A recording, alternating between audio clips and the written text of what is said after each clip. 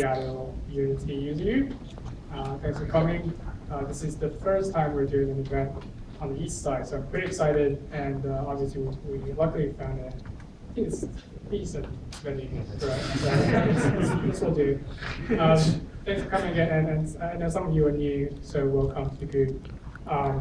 What we do is basically every month we'll have a talk, a month meetup, and occasionally we'll have co-working or game jam type of meetups.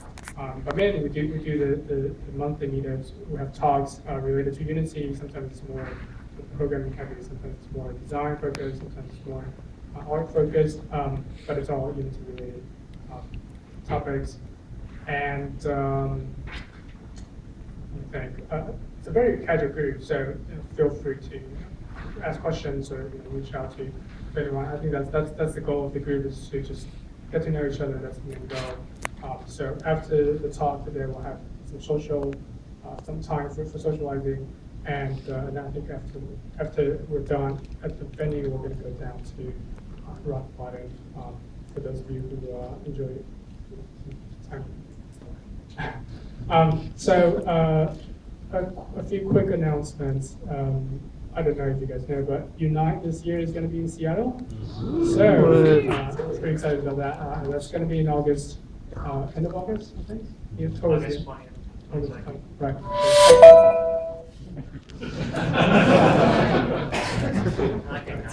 Excellent. That's whenever we mention Unite. So I think that's pretty cool. That we don't have to, we no longer have to travel to go to Unite. It's always fun. So there's that, and I'm thinking about what we can do during that time. So if anyone has any ideas, let me know. I think it would be pretty cool if the user group has some sort of, collaboration or some sort of events that sort of coexist during that time. I think that would be cool. And next month we have a sort of plugin and asset store sort of talk. So if you have a plugin, if you have something that you're selling in the asset store, let me know. It's more of a roundtable kind of thing. And we have 2 companies that are going to talk about what they have, and then I'm looking for more people to join the talk. And also, before I forget, if you park in this building, I believe they validate parking for up to 4 hours. So just go to the, I think the security desk and go with that. I think that's all the announcements there. And before, so what we usually do is at the beginning of each event, we'll have a flash pitch type of thing where anyone can stand up, tell the group who they are, what they're working on. If you're a programmer looking for an artist, that would be a good chance to sort of make that announcement. I know this venue is a lot more formal than some of the other venues we have, but feel free to do that. So I guess why don't we start with that? If anyone's so I'm not going to waste any more time.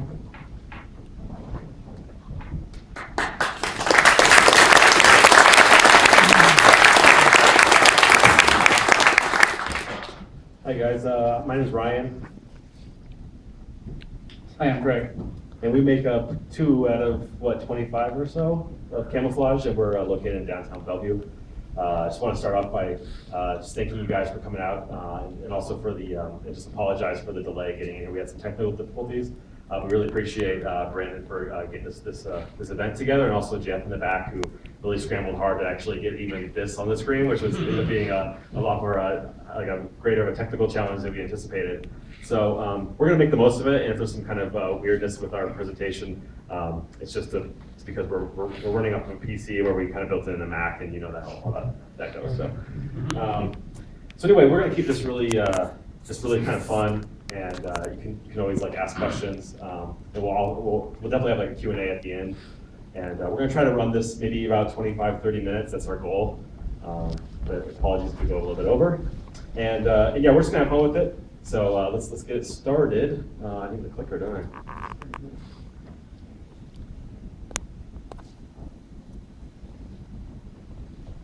Yep, that's where we are. Yeah, we worked on a game called Republic, and République if you're like Nate Dogg and you're from Montreal. And so, yeah, we figured it's like the best way to kind of communicate what the game is by showing our 2-minute trailer. So Jeff, would you mind switching over to that?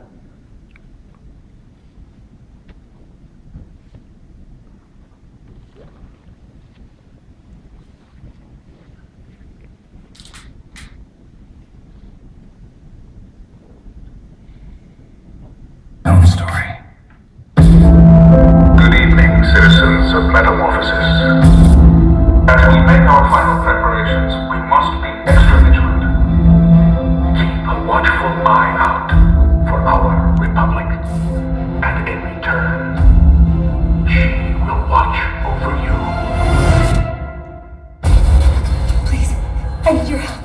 I don't have much time. Did you do that? They're right there. How else out of your cage?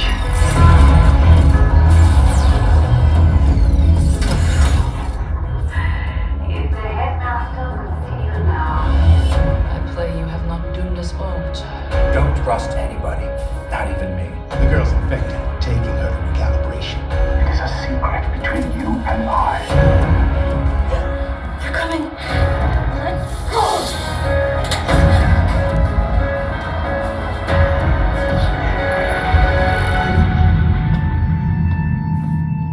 Please, stay with me.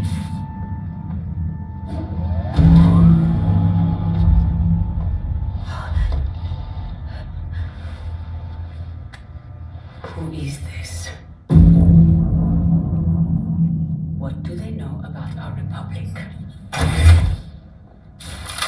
There was no need for that. This one, I believe, will go quietly.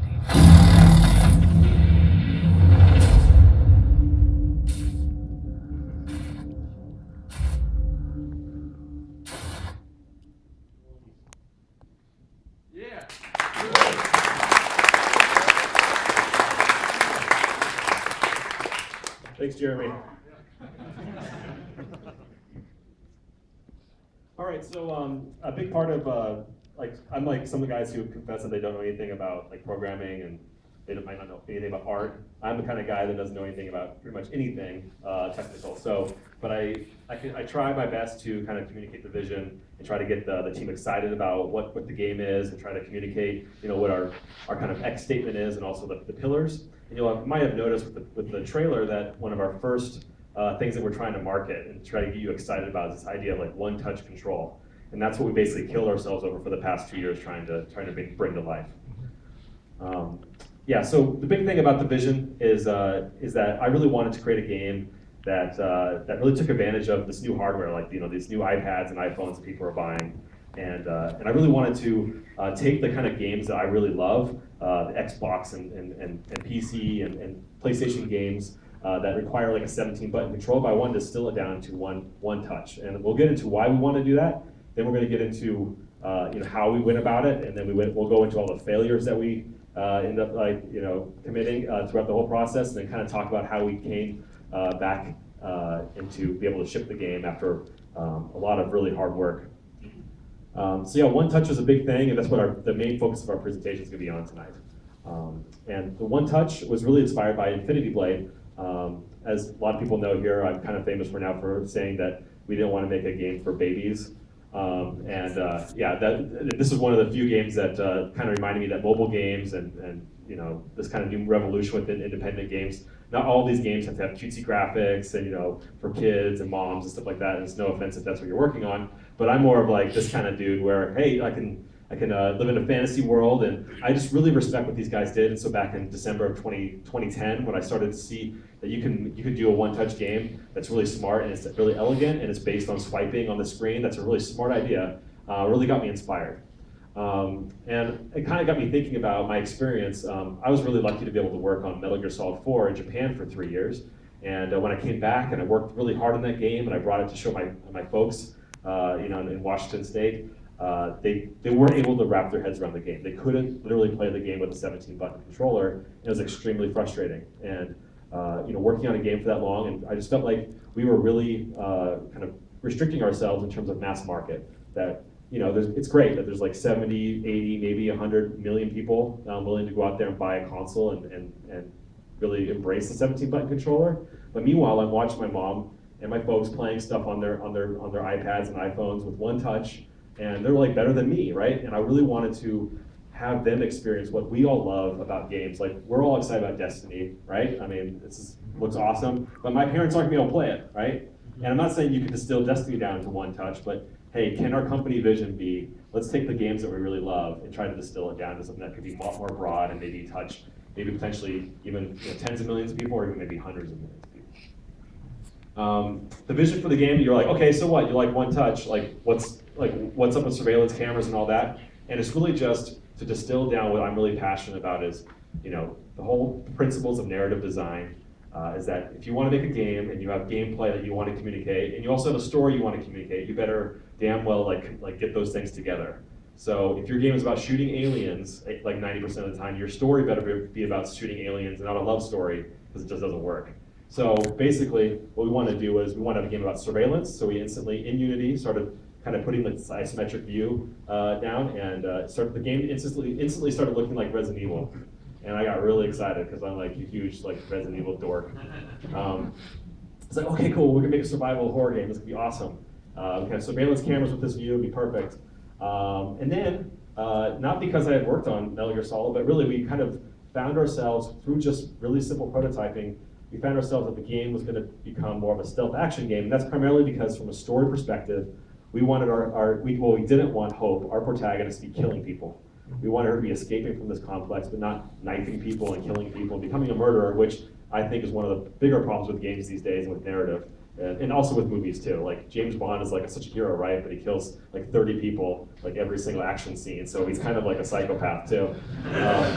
So I didn't really want to do that, and I'm just kind of crazy about that kind of stuff. So we found ourselves that we wanted to do what we call this stealth survival game, like peanut butter and jelly, or at least my two favorite genres. I don't know about the rest of the team. And try to make it all work for one touch. This is going to happen, by the way. So, Greg Rapp, you had some thoughts. I pitched you on this amazing vision, and then, it's not so easy. All right, so a part of what it actually means to be Ryan is once again being completely hands off when it comes to anything that has to do with like programming or setup or actually how it works underneath the hood. And so, we took this vision that he kind of originally started off with, which was this stealth action game, survival action game rather. And we thought, okay, well, one touch, that's really hard to do. You're dealing with most of these Xbox games, even PC games, that kind of stuff too.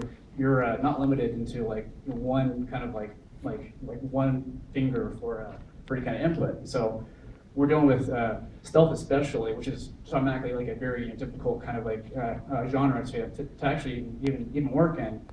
We needed to do a lot of kind of things to get the end user to feel like their input was actually been registered, that it actually mattered, and that they were able to do all that they wanted to do, and not feel like automatically just out of the gate restricted by one touch. And so there's a lot of difficult kind of things that kind of come out of that when it comes to interacting with hiding spots and taking cover and trying to attack and evade guards, pickpocket guards, and that kind of stuff. And with the vision, we also wanted to have our main Hope protagonist be alive, in her own regard. We really wanted her to kind of feel like she was alive, that she was able to problem solve on her own. That was one of the very core kind of points we wanted to make with the game. And so in order to do that, we had to really come up with some really smart AI systems and systems that let the player basically work with her in a very limited way, but still allow for lots of different kinds of actions. Yeah, and apologies beforehand. We had our notes all prepared, and so we don't have our normal presentation in front of us. So apologies if we go off the rail. And also, we know this is a Unity-focused presentation as well. So we're going to talk at a high level a lot about the technical things that the team and Greg had to work through. And if you guys have any kind of specific questions about the technical stuff, we actually have guys on who worked on it more in the back end of the room. So they're more than happy to answer the questions too when they come up, especially in the Q&A. So this is like the biggest bummer because I couldn't run it off my computer, and I was going to show you guys like our initial like super ghetto prototype in Unity, but this is not it. This is actually the first image of the game running on the iPhone for the first time, and we're like, whoa, you can do that on iPhone, that's awesome. And yeah, again, I wish I could show you guys a prototype. It looked a lot rougher than this, but we learned a lot of things. We did it in 2 months. We did it with 4 people, and we learned basically that the idea of basically sending hope to room, and then tapping on these different surveillance cameras to manually switch these different cameras was kind of interesting. And that was a great win. So that was a great validation of what we were doing. We also, in the prototype, I wish I could show you, but we had this big reticle on the PC cursor, because we got it first working on PC, and we had to think about, wow, if you're tapping on this screen, like especially like an iPhone screen, you might be tapping on hope and like a door and a surveillance camera all at the same time. And how are we going to reconcile that with one touch? And then we had this whole phenomenon, which Greg's going to get into a little bit later, that we used to call the Diablo clickers. Proof of concept, this is another big deliverable for us where we started to get like a vertical slice of a vertical slice, basically ready for GDC 2012, I want to say. And again, I wish I could show you guys that in motion, maybe next time. And that took us 3 months of massive crunch, really killed the team, and really regretted that after the fact, actually. We had 5 guys, maybe 5 or 6 people, like sleeping in the office. We're working day and night, all through the weekends. It was pretty brutal. We wanted to hit that GDC deliverable. And we realized some things. One of the things we realized is that these backgrounds that you're seeing, that they're pre-rendered just like the original Resident Evil games. They were just too heavy for memory. We couldn't load them into memory, having each camera have 20 meg files, and we realized that actually wasn't a problem until Retina hit. And then we're like, okay, 4 times the resolution of HD, okay. Yeah, we're gonna go to 3D, like real time. Not only that, but it also meant it was so hard to create new spaces that were iterated upon. Like, once you have pre-rendered backgrounds, you're just like locked into the design that you have, and it's so hard to kind of like iterate upon that too. Yeah, it was a big bummer, and someday I want to work on that space, because if you go back and look at Resident Evil 0 on GameCube, it's still one of the most beautiful looking games ever. They just do lots of tricks with 2D. And then finally, what we learned, and again, I wish I could show you, but it's when you're tapping on the screen and you're hacking computers and you're sending hope over there and you're hacking a computer and you're tapping on a guard to like hack his radio and all that stuff, that's a lot of stuff to do in the screen real estate. And we realized that we needed 2 separate worlds. We needed Hope's world, where you're sending hope and helping her, and we needed another world where whatever taps you were doing were more like hacker-based, more of like what your world is.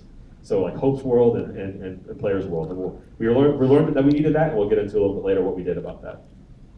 So building the stupid thing. This is where Greg Rob's going to shine, and we're going to get into, like, again, we're going to talk at a very high level about all these crazy systems that we built. And again, we're more than happy to go into in depth if you'd like. So one thing actually I forgot to mention before about one of the core things of our kind of main vision for the game was that we really wanted this to be a non-gamey, non-UI, on-screen HUD experience. We wanted you to feel like essentially you were viewing what was like real surveillance camera footage of this isolated George Orwellian kind of world. And so that was really like a really hard line that we stuck to the very, very end until we kind of changed our minds on that. But that was really restrictive when it comes to inputs and giving the player feedback and that kind of stuff. And so a lot of the kind of things that we kind of did early on were our kind of like main efforts to get around this kind of limited input kind of scheme that we had, and also to kind of like allow for the world to feel like it was alive and kind of like fuzzy too. When you're dealing with like just like a one finger kind of input, when you think of like math and programming, you think of like a function, or you normally think about one input and you expect one output. And when we have one finger doing all this kind of input, it's just very, very limiting. So we had to come up with AI systems that inherently were more emergent, more able to be able to like come up with their own kind of value systems and react to new dangers, new things happening, like constantly changing all over the environment. And one of the main things that we did was this GOAP AI system, which was originally architected by Jeff Horkin,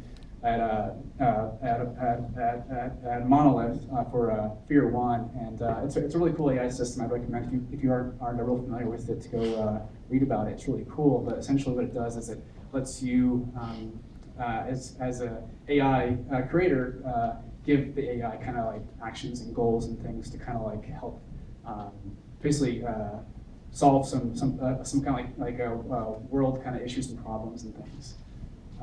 It was really nice for it's kind of like fuzzy kind of like non-deterministic kind of state for the AI too.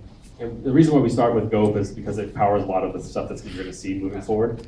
And so one of the things that was really big for us was like Hope cover. It's a stealth action game. You need to hide behind stuff. And we didn't want players babysitting Hope and like, go here, go here, go here. We wanted her to be her own person, and we wanted her to be smart. And so when the guard was going to be approaching her, we wanted her to actually peek around the corner and then go away and move away from him in the event that he was going to come closer to her.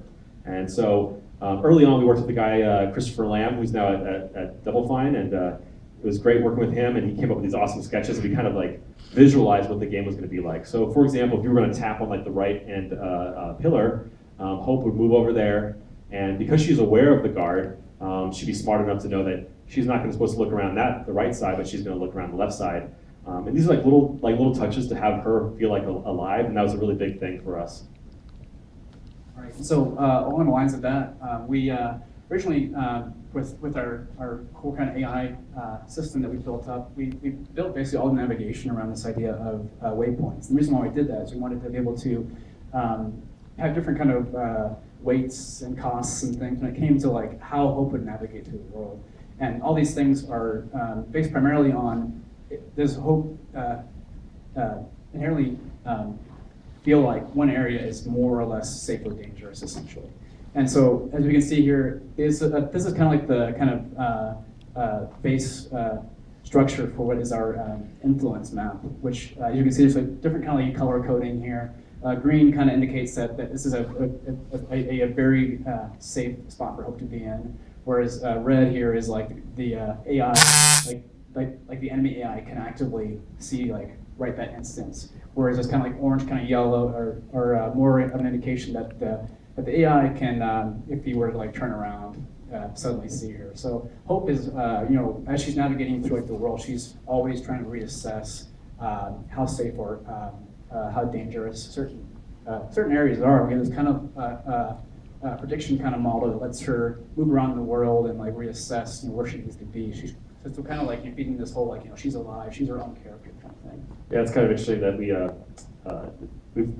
simplified it down. Eric explained it to me to three, just like different colors. Initially, it used to be values, I think 1 to 10 or something like that, and it became kind of a perf hit. So we ended up simplifying it just down to 3 different degrees. It's hard to do a debug too, for sure.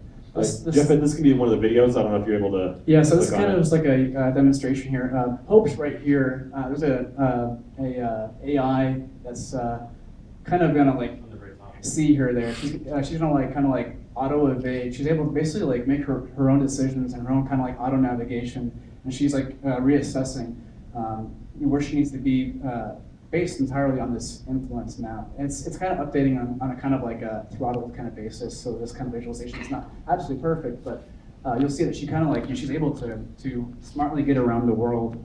And actually, it ends up being a pretty cool thing where she's able to like basically like go around, go like like a longer kind of like navigation kind of paths, essentially to like get out of range of the guard. This is kind of just like a visual kind of like a setup of how designers go about marking up all the kind of cover that's in the world, from like corner pieces and things.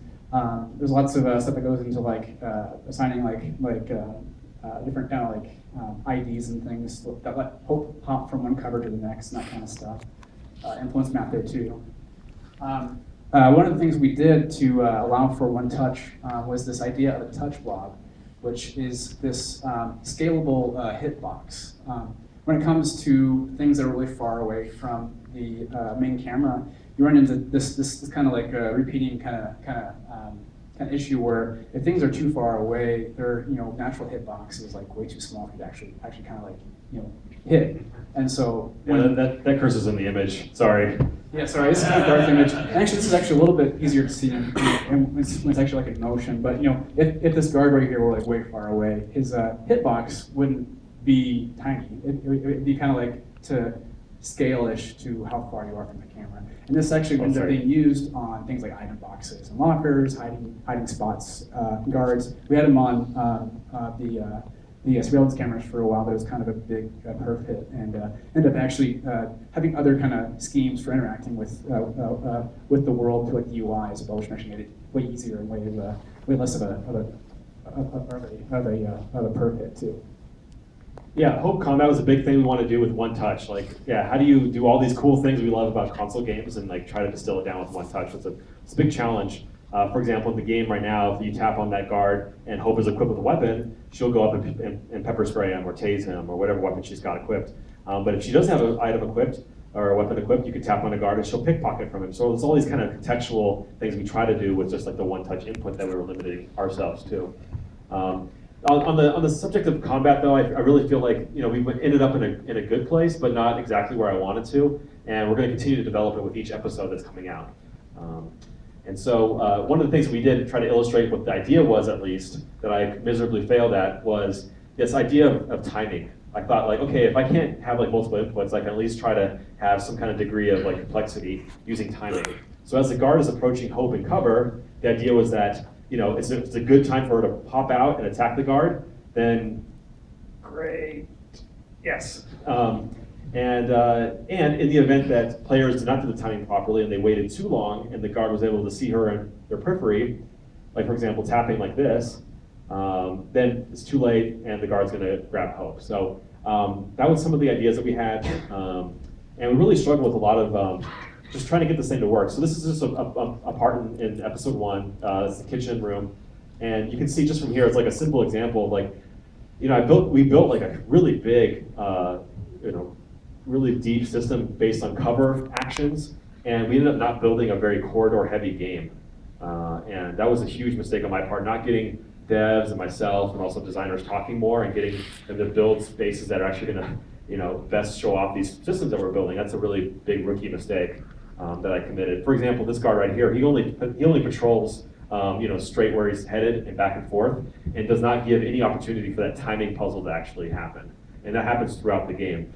So, and again, we just basically invested a lot of work and effort into this combat system that I came up with that ended up not paying many dividends.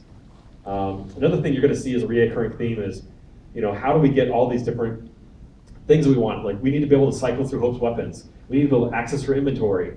And how are we going to do that if we're not going to have lots of on-screen UI? We want to keep this real. That's something we struggle with up until the very end of the project. Here are all the different things we thought you could do when you tapped Hope. We had all these things working, and none of them worked. So one of the things that I think is really fascinating is this idea of pinning Hope to cover. You're like, why the hell would you want to do that? Who would want to do that? Who would even know to do that? But as you saw with Greg's demonstration with the influence maps, Hope was smart enough to go around cover if a guard was coming close. So if you want to have, this is how you can see how my mind doesn't work. It's like, okay, I've got this great timing puzzle when she's going to pop out in cover and attack the guard, but I also want her to do this like automatic moving around cover so she doesn't get caught. Right? So we experiment with all sorts of stuff. So you tap on Hope and she'll stay in cover so she won't move, right, when the guard's getting close. Or there's like an icon that appears above her and you tap that and then she'll stay in cover. None of that stuff worked. Yeah, big mistake on my part. One other idea we had is you could just tap on Hope and she'll like talk to you, which is kind of a cool idea. But you can see that's really demonstrated very nicely with this screenshot that I found early this morning, thankfully. Is that you tap when, like for example, there's an event you can't see behind Hope, and you can see that there's a fingerprint mark, is like that's where the player is tapping. But they're also tapping on top of Hope. There's got this slider on her and a touch blob on her, so they're not able to send her into the event. So either she's talking to you, or you're accidentally like cycling her weapons, or you're, God forbid, actually accessing her inventory in the situation, and that's extremely frustrating.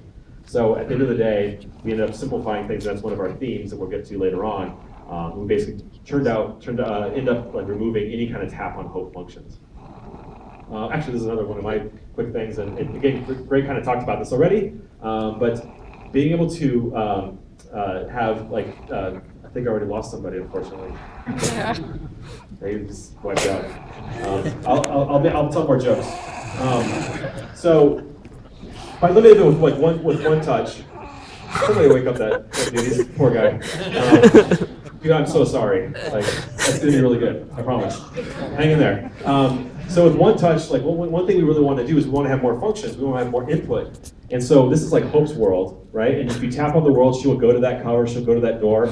And then we have this great idea that you can go into this thing we used to call network view. We call it omni view now in the game. And if you enter this view, it's your hacker view. So if you tap on the door, she's not going to go to it, but you're going to lock the door. You're going to hack and like lock that door. And it really gave us basically ×2 all the inputs that we needed. It was one of the better things that we ended up doing.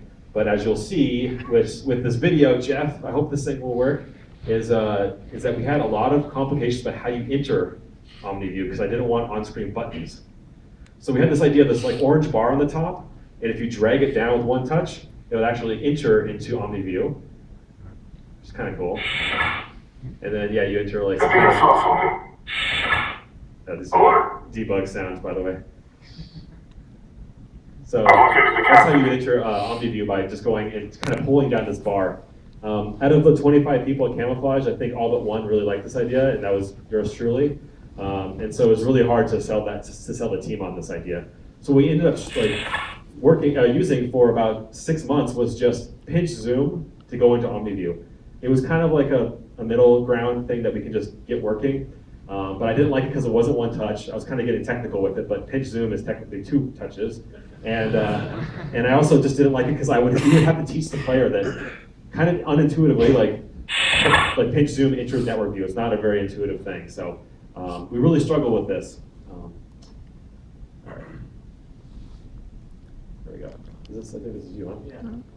So a lot of the recurring issues that we had with this in development was, once again, that there was too many actions and only one input.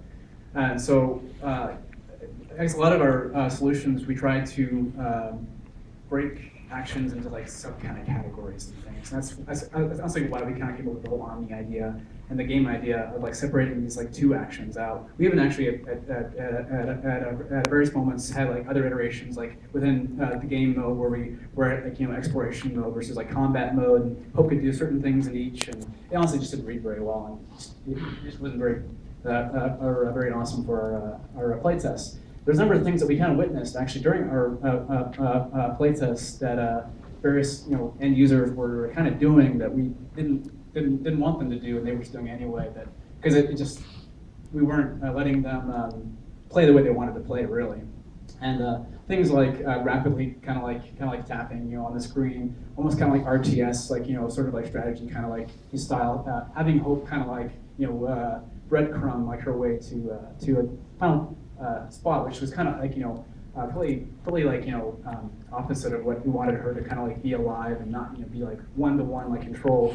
Things like lazy taps, which are this kind of like weird input method or sort of mechanism where like the playtesters would press in the screen and kind of like move their finger a little bit and then release. Not like like a one-to-one kind of like in and out kind of thing. And what it was doing is it was like a swipe kind of gesture. And it ended up kind of being opposite of what we wanted out of. Yeah, I mean the system wouldn't register it. It registered as a camera movement, not a Hope movement, and really frustrating because based on my scientific background experience, I think it's like about 5% of our playtesters were like lazy tappers, and I think they just do that with their iPads at home. Drives me crazy, must drive their husbands and wives crazy. Actually, our kind of like main offender for this. You wanna? Well, I don't know. I don't want them to hate me. Okay. So, and then another one was kind of this idea of like an accidental sort of tap. You can double tap on the screen to get Hope to sprint somewhere, and we were finding that a lot of players were accidentally sort of like. They would like hit the screen once to have Hope walk somewhere, and then kind of like decide that was a mistake, and kind of like rapidly tap somewhere else entirely different, and that would cause her to like suddenly sprint somewhere and get caught by a guard, all kinds of craziness like that. Also, there's lots of like just like input issues, things that are playtesters were just having a really hard time with our game, and just ended up being very dissatisfied and frustrated because they felt like their inputs or their actual like one touch input wasn't actually being registered. It was just not not being reinterpreted the way that they had actually hoped it to be. So, yeah, this is me, like really bad place. Actually, this is last night. So yeah, we're like, but all jokes aside, like when you imagine, like you guys are all interested in working on games. A lot of you guys are already, and a lot of you guys are a lot bigger, like longer, like more experienced veterans than I am. But you work on your own game with your like new team, and everybody's just like doing the whole startup thing. And 20 months in, the game's not fun still. Like that's a really bad place to be in. And a lot of it was like a lot of unanswered questions that I was really having a hard time wrapping my head around, like weapon switches, going into Hope's inventory, how we're going to go into OmniView, again with the game design, level design problems. And I was like super embarrassed. I kind of hide from friends and family. I didn't want to show them the game. I have a build in my back pocket, but I'd lie and say like, oh, I don't have one or something like that. And really, the final note about in our presentation is like the turnaround. I think this is maybe the most valuable thing we can offer. Is that I think most games go through this kind of development doldrums kind of period of time where nothing works. You're not in the euphoric like concept phase, and you're also not in like the elation of shipping. And you're in that middle, like the bottom of the valley, and it sucks. I hate it. And we're working on episode 2 right now, and we're kind of in it right now. And I basically just kind of coincidentally was talking to the team about that this morning. That we just have to persevere, we have to stay positive, and there's no silver bullet that's going to automatically make the game fun. This doesn't exist. However, there are some things you can do to try to make the game better. One of the things I found was helpful for me is to try to get some perspective, and I actually just got out of the office, actually just going down to LA to record some more voiceovers for our game. It allowed me to kind of step away from the game, step away from the team, and kind of clear my head a little bit in the smoggy environment of Los Angeles. And I got really embarrassed, like I said, and one of the places we took the game to was some friends at that game company, and I had them play the game, and they were really brutally honest with their feedback, and I felt super embarrassed. I came back to Seattle with my tail between my legs, and I was determined that I was going to try to figure this thing out. And we did a number of things that Greg and I are going to go over about how we kind of turned the corner. One of the things we did was I came back and along with one of our designers, Paul Alexander, we decided that we were going to stop treating the game with respect. That we're going to talk smack, and we're going to hate on the game, and we're going to talk about how much we hate it, and the team is going to be cool with it too. And we got the permission beforehand because you got to be careful with that. But we really just played it every day. We had people come in, we're like, that sucks. Like, I hate that. Don't you hate that too? And we would go in there and we'd like get the rally of the team. We'd fix a problem. And we just go, like I like to say, bird by bird, or like step by step, and go through it and go through it and go through it and try to fix every single thing that's coming up. We got into a really good session, or a really good cycle with playtest. We did one every day. We recorded it through an HDMI cable to the TV, or to a capture card, then up to the big screen, so we could watch the playtester play. We would record it, and then after the fact, I wait for like the 2 or 3 gig file to compile. I go home and I would crop together sometimes 200 to 300 little mini videos of each of the little problems. I would log an individual bug for each one of those problems. I would send it to different individuals, including Vincent Loisler here, who basically would smash, and I used to call them bug tsunamis that would just go, and just every morning you wake up in his computer and just get smashed by them, and he didn't care. He just like, he smashed as many as like 70 or 80 a day. And you can imagine that progress we got into that mode. Like the game sucks, but all of a sudden, like, bit by bit, it's starting to get a little better. We learned a lot from players. One of the most fascinating things I think about this project is that, when you're working on Call of Duty or whatever, you're like, okay, yeah, the shoot button's gonna be on right trigger and reload's gonna be on X or something.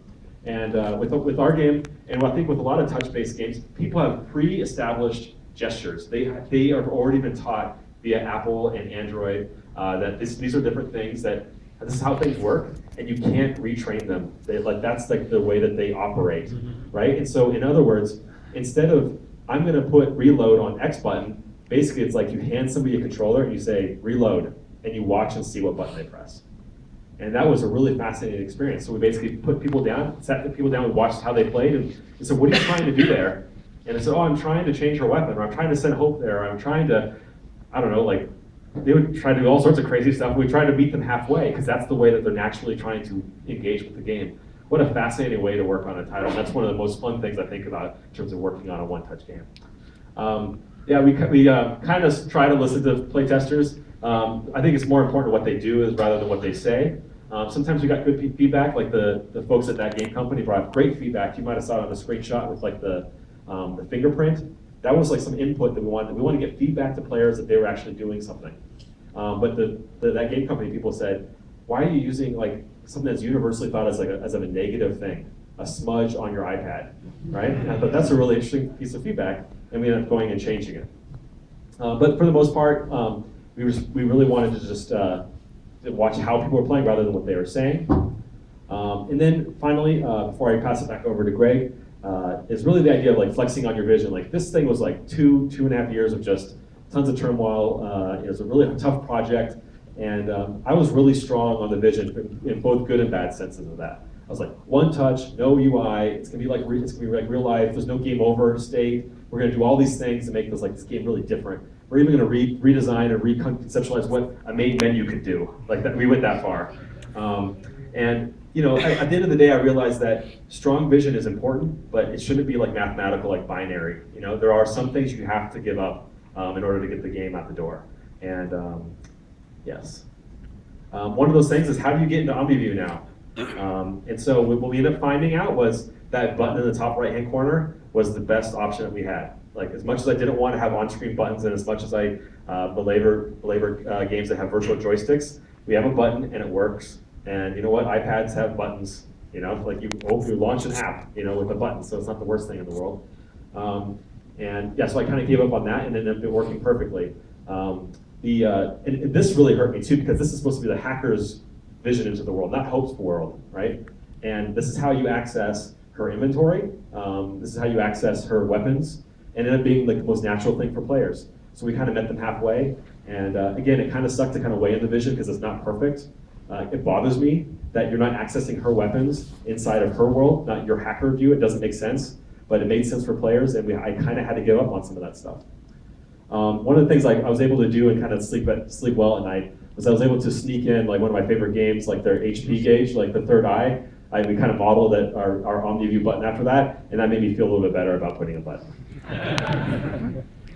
And Greg's going to take this one. Yeah, so this is kind of like the next kind of thing we did that really kind of sealed the deal as far as making it a very fun and playable game experience. And as Ryan said before, there's really no silver bullets when it comes to game design ever. But this was as close as we could possibly come to a silver bullet for us. This was actually an idea that came out of our kind of art lead, Stephen Hauer. This has been a recurring issue where our internal play testers constantly were basically saying that they thought that their inputs were just being ignored. And they didn't have any clear indication of what Hope was about to be doing based on their input. Was she going to be entering some air ducts to escape around like some guard? Was she going to be opening some door? Was she going to be opening like an item container? Was she going to be like in an alcove or a hiding spot? And they really had no idea. And kind of like to make matters even worse, our AI system was very fuzzy anyway, so Hope would oftentimes reevaluate and then not do what they had kind of asked her to do right from the get-go. So this whole action icons thing was kind of like a saving grace for us. I mean, really, it essentially how this actually works is that the end user puts their one touch to any kind of interactable in the world, and immediately gets you some feedback as to what we think you're going to be doing. And there's all kinds of stuff from throwing grenades to opening item containers on walls, going into a hiding spot here, stealing from guards, all kinds of things here. And this was kind of very, very late in the game too. And we had built the AI in a way that made it kind of hard to actually retrofit this into the game. But this actually really saved us. And I think a lot of respect too, kind of ended up making the game feel more like a kind of modernized point-and-click adventure game, which was something that some playtesters had kind of said about what we're trying to do, kind of on the fly, and we really like that idea a lot. That this is kind of like a modernized 3D point-and-click adventure game. You're able to hop from camera to camera, and you have direct feedback into what Hope's actually trying to do. I hope Bungie doesn't sue us for the action icon on the second row. I don't think we use that, so we're clear. Lessons learned, real quick, just kind of wrap it up, is that we, it was really playtest that saved us. It was like kind of adding, honestly, like a lot more UI and feedback to the player, even though it kind of hurt and wasn't real. And a lot of things we didn't really talk about when we got really nitty gritty into the AI was that we built a lot of systems, a lot of stuff we couldn't even cover today because we were trying to get this done, and like have this presentation be a shorter presentation than it ended up being. But some of the things were like, for example, hope peaking. She used to do this all the time. She had different behaviors that if a guard was going to come close to her, we call it the cat burglar, where she would like run away and go to the nearest cover. We had her doing all sorts of crazy stuff, but at the end of the day, we ended up toning down a lot of it and giving players more control because they oftentimes were saying, "I don't like what Hope is doing," and that was tough for us, but it ended up being the right decision. I was actually mentioned too. Just one of the things that I think was really important for us was to, as a group, sit down together and actually see where the game was. I think for a long sort of period there, we were all kind of isolated, doing our own kind of disciplines and working on our own kind of like work and the kind of goals. And honestly, we didn't have a good sense for like the larger kind of picture. So it took honestly like us kind of as a group, like you said, kind of after this kind of like long darkness that we had, to sit down and have someone come in and actually play the game in front of us, because we thought we were actually really close to the finish line, and we really weren't by any kind of stretch. Yeah, I mean that was August. We shipped in December, and we had a guy come in and it scared the team because nobody's like checking phones. You sit down, everybody's gonna watch this guy play it, and it was embarrassing. And I think it was really good. I think it really woke up the team.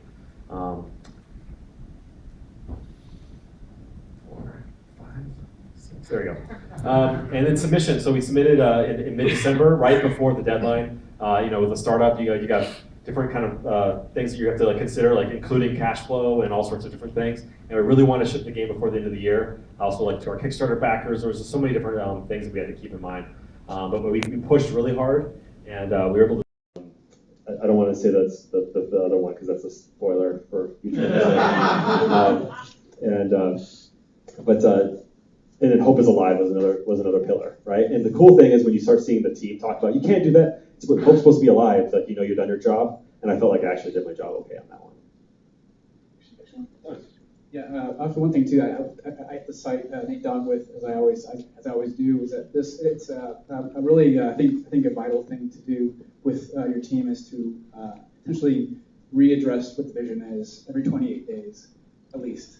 And it's really, really important, honestly, to get everyone back on the same kind of wavelength, same kind of page. It's super important because everyone has their own ideas about where things should go and that kind of stuff. And it's really important to continually come back and rediscuss what it means for your vision. Absolutely. I have a question. How many people here downloaded the game, just out of curiosity? Whoa, thank you very much. How many people downloaded on day one? 1, 2. Is it 3? No. All right, perfect. This is so good. All right, you can come on down now, or you can come on later. But we have 3 posters. That's swag. I got really lucky there. Thankfully, it wasn't 4. And they're really cool posters, by the way. Thank you so much for supporting the game. Others? Oh, sure. I got a technical question. Could you talk a little bit about balancing visual quality versus performance versus download size, things like that, and maybe a little bit about the light mapping? Eric, can I get this? Sure. Yeah, so we did have to deal with that kind of balancing act a lot. So far, we've kind of the download size, we've just kind of let run and be whatever it would be, because we've only shipped 1 episode so far. But on just the performance and the visual quality, in general, we've just kind of had to figure out what our budgets are for everything and scope everything to be within those budgets. Did you have designer tools to help you with that, or did you have your budget on screen while you were designing a level or something like that? Unfortunately not. It was kind of like a trial and error process where we kind of just had to, or almost every day, go and look at and see how much memory was being used at each moment in the game, and then try to bring that down wherever it was getting up too high. A lot of that ended up also happening very late into the process, the whole optimization cycle. All right, thank you. actually, that's one of that too. So we actually shipped on our lowest devices were iPhone 4 and our kind of like an iPad number 2, and we actually, as far as like a higher end kind of went, it was iPad Air and Mini with Retina, as well as iPhone 5S. And so for each of these kind of different kind of like built-in kind of platforms, we can profile basically based on what we kind of think would be best suited for those kind of platforms too. So we have actually different kinds of like visual effects and things going on for different kind of platforms and things too, to kind of help make it more beefy for like Retina kind of 64-bit stuff, and a little bit less intensive for lower end stuff. Yes. So you had mentioned in the presentation you started with 4 people for the first prototype, and then up to 5 or 6, and then ending at around 25. What did that growth look like? Like what caused the growth to happen, and how did you handle that transition? Yeah, Unite 2014 is going to be in Seattle this year. Like Pablo the dog. So yeah, in terms of like team ramp up, it was just kind of feast or famine the entire project. We tried to keep budgets low, but the great thing is I think it's kind of an artificial number in terms of how many people, because we actually utilize a lot of a lot of help from people internationally. We have a guy who whenever you fly into Seattle from Japan, he would stay with Greg Robb and like sleep on my floor whenever he needed to, and he primarily works out of Tokyo. And that's the great thing about Unity is that he's got Unity experience, and he was able to remote in and source control. And so we have a lot of individuals like that. We've got one guy right now who's living in Ukraine through all that craziness, and Greg is working with him every day remotely. It's amazing.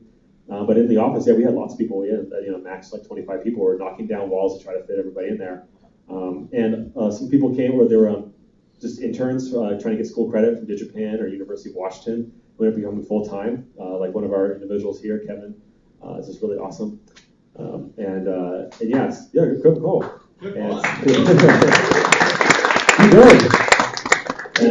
And so I think if it was like a normal staff of like at EA of 25 people, I mean, we're talking like probably $5 or $6 million project. But again, I think we were really lucky to work with a lot of people that are passionate. But again, Unity's great, and that people would have no game experience. For example, Jeremy Romanowski was like the prime example of this. He sends me his resume, sends me an art test. Like, who is this guy? I look at his resume, no experience. Like, who's this goofball? How dare you? And I bring him on. And he's just learning Unity, and now he's like super senior within the studio. Like, just a lot of the art is like what he did, and he said no experience, just super passionate, and something I'm really proud of. Like, really a big success story for I think Unity-based development, independent game development. I would never be able to do that at a big studio, and I think he would never have that opportunity at a big studio. Did you use any assets from the asset store, or Steven? I'm not sure about art assets necessarily. I mean, we definitely use plugins, absolutely, all kinds of different things, from scene master kind of setups to level kind of collision tools and things, all kinds of stuff. Obviously, NGUI. Yeah, NGUI was a big one. Pro Builder is another one we use a lot. But we didn't. I don't think we downloaded any assets, like 3D assets. Yeah, that was a great thing about, for example, John.com really wanted to model 3D stuff, and so we're like, okay, here's a list of props, and go for it.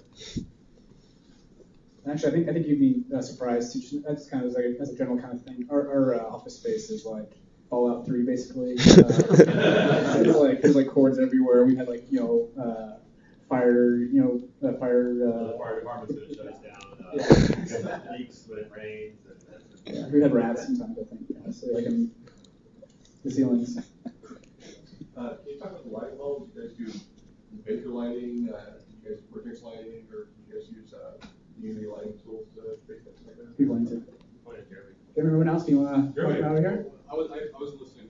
Light. How do you do all your amazing lighting? Screen, man. The lighting. You guys do vertex lighting, vapor lighting. All right, so we try to do vertex specular because specular is just incredibly expensive on iPad. But we ended up going with generally a very simple diffuse, really strips down the shader, and it's all light map. except for anything that's animated, like a character, like Hope or the guards, they're actually lit by light probes. They're popular throughout the scene. Sample light, interpolate, looks pretty good. That's about it. Also, as far as optimizing, generally speaking, we broke it down into 3 types of shaders. Your basic diffuse, illume, and anything that's transparent. Couple those all together, bake the meshes all together, combine them all, and then atlas every texture they used and put them all on that one model. So it was like down to 3 or 4 draw calls plus variables. Awesome, thank you, Jeremy. It's all a great question. Anybody else have any questions? How did you get that cast? That's Ryan's doing here. How did we get that cast of Jennifer Hale and David Hayter and Dwight Schultz and Kari Payton? No relation. And I grew up. My favorite game was Metal Gear Solid 1, so you can imagine how crazy I thought it was when I was working on Metal Gear Solid 4. And I had the privilege of working with all those guys, and just kind of became good friends with them. And when I went to Halo, I talked about maybe having them work on it, and Jennifer Hale ended up being a voice in Halo 4. And then when I left to kind of start my own studio, David Hayter and Dwight Schultz and Kari Payton and Jennifer Hale were very supportive, and we had our Kickstarter, and they were able to participate in that, and they really helped us get to the finish line on that. So it's just like kind of building relationships with those talent. And then also like Chris Zimmerman is the voiceover director, and she does all the voiceover direction for all the Metal Gear games. And she was also like great in terms of like finding great new talent. And so she introduced us to Rena Strover, who does the voice of Hope, and Rena's just incredible. And so we're really lucky to be able to work with all these people. With the hip-hop's blobs in the distance, do you have a lot of issues with those overlapping? Yeah. Can you ask that again? With the hitbox blobs that were in the distance, did you have a lot of issues with those overlapping? We actually have had some issues with that. What we found is that by when we initially implemented those, we actually had some like really big areas that were not really realistic for what we would eventually have in our levels. And it normally ended up being a problem when we had all these touch areas being on stuff that's really far away, because that's when they got really huge and would start to overlap a lot. But also, just in general, like reducing the amount of things that would need these touch blobs also helped on that, because we used to have it on basically every camera in the game would have a touch blob. And because we ended up moving the camera switching functionality into the network view GUI, we were able to remove those, and that sort of made it so there were a lot less things that would actually sort of get into overlap problems.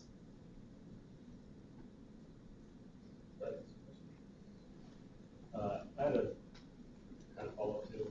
You just kind of remind me of another thing that, we kind of touched on it, but it wasn't until we went to OmniView and integrated that feature that we changed the players swapping the cameras through OmniView, and that, we could not have to worry about the touch blobs anymore. But one thing we found that was interesting is that, and guys who played it in the room probably did this too, is that you're in game view or hope view, but you still try to tap the cameras and try to warp to them. And then there's like a big red X that says, no, you can't do that. That was something we integrated in the last minute. And something I don't know if that's a really elegant solution or not, or do we allow players to do that moving forward? I'm not quite sure.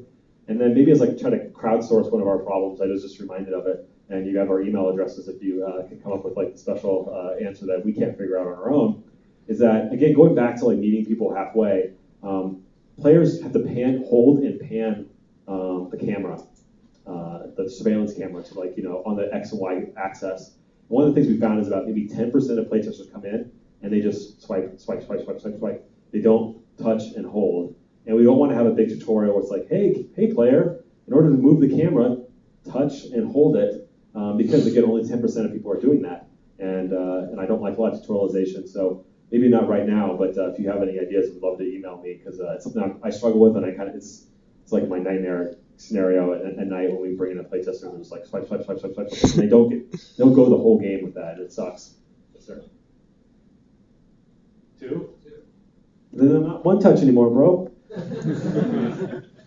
I'm crazy about that. You should know that by now. calling at all because guys have affected it?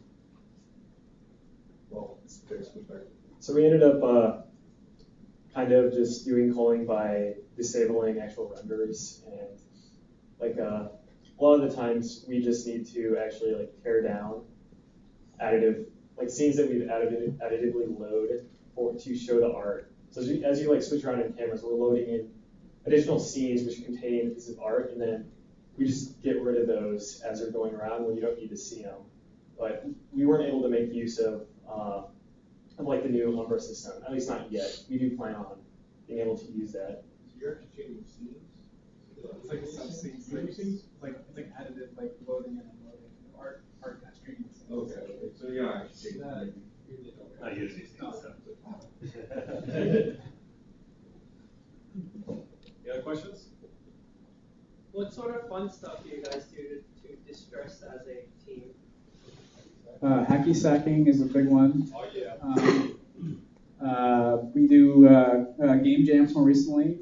We play board games, over lunch. Actually, there's a real big Monster Hunter group on 3DS that we play a lot of. That's really awesome. Imported 3DS. Yeah, we have some Japanese 3DSs actually, just so we can play Monster Hunter 4 early. But what other kind of stuff? I don't know. On Friday nights, we can start getting the habit of playing like cooperative PC games. Oh yeah, like Daisy and Rust. that kind of stuff. And Left 4 Dead, of course, and all kinds of things like that. That's always a really important though, is like have that kind of technology. How well is the game doing? Can you say? Oh, you want those sales numbers? I would say like I would say the game is doing well. Like it's not like tearing up the charts. It's doing fine enough that we can keep the lights on, which is always good. But yeah, actually, I would say that sales wise, out of the gate we're really strong. And then after Christmas, we saw a really nice bump, which is pretty typical on the App Store. And then once we got into like mid-January, late January, we started to see like a pretty steep decline. And we're kind of still in that decline. But one of the great things that it's really underreported because people don't have access to this information is our conversion rate of the season pass. So our game is modeled very heavily out of like the Telltale model of $5 per episode or $15 season pass. And we don't know why, and we may never know why, but our conversion rate is double, triple, sometimes like quadruple of what it should be at this point. And that's just fantastic. We did a couple of things to try to upsell people to the season pass.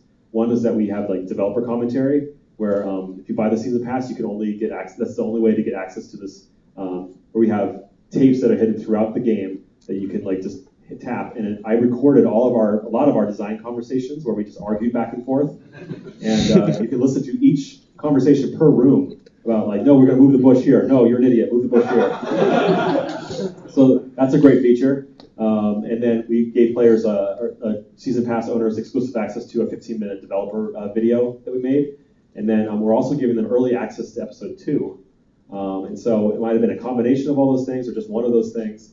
We also, at the end of episode 1, we have an episode 2 teaser trailer to show them that this is not just some kind of pyramid scheme and that we actually have, episode 2 is far along the way. So all those things combined have like really helped us out. So just like Telltale, I think at the end of the day, that's what is going to butter our bread is going to be the season pass. Yes, sir. I read your blog about your Kickstarter campaign, and one of the things you mentioned over there is kind of focusing on premium versus free to play. Can you give me an idea? What's your take on free to play versus premium?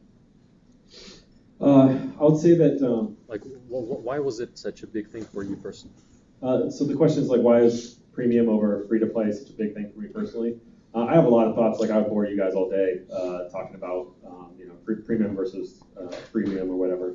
But what was really important for us is there's a couple of things that contributed to us still going down the premium route, even though it's kind of not as in vogue as it used to be.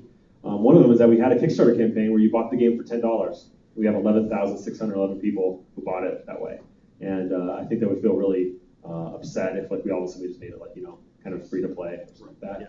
But really, even if it wasn't for the Kickstarter, I think we still probably premium out of the gate. Games that we like Infinity Blade or The Room, or Telltale games like A Wolf Among Us, it's just like a lot of, or Sword and Sorcery, a lot of good premium games that we really believe in. And I think from a gameplay perspective, this is not a knock against anybody who works in free-to-play, but I think you have to really think about your mechanics. And I think that oftentimes really influences what kind of games you can make. And the kind of games that I like to make, my favorite era of video games is 32-bit era. And I can't wrap my head around the idea of making a 32-bit era game with free-to-play mechanics that still has that same essence. And so that was just really important for me. And one of my goals is try to blaze a trail for people who are interested in doing premium, and try to come up with new creative ways to do it. We really copied Telltale, but moving forward with future projects, I really want to try to figure out a way where we don't have to, basically, I think in a lot of ways, manipulate people to pay lots of money and trick them and do all sorts of bad stuff.